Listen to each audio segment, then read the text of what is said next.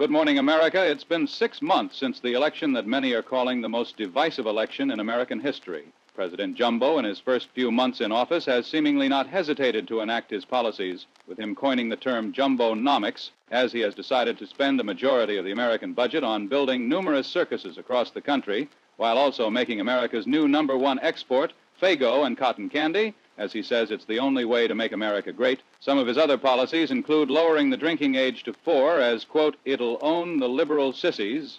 He has also completely removed any and all welfare, replacing it with a system where poor people are hunted by killer clowns for one night, and the last one alive gets $15.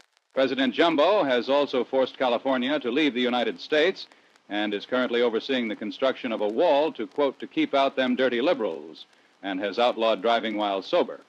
In other news, Jumbo has placed one of his fellow associates, Bilbo, in charge of all foreign relations. And Bilbo's first act as head of foreign relations was to leave NATO and the United Nations, as he says they are a waste of time that could be spent doing better things. The leaders of the Republican and Democrat parties have been completely blindsided by the barrage of new policies from President Jumbo and have been unable to come up with a proper response, as many of them are still divided over the color Zomp, while others have risen to the occasion, such as an up until recently unknown figure known as the Pumpkin, who has been effectively rallying support for his own cause, while publicly speaking out against President Jumbo. Jumbo's controversial election has completely divided the nation, with some saying he is a complete madman who must be stopped, while others say he is kind of based, not going to lie. These are truly uncertain times for America. We can only wait and see what happens next. I'm Tom with Faygo News, signing out.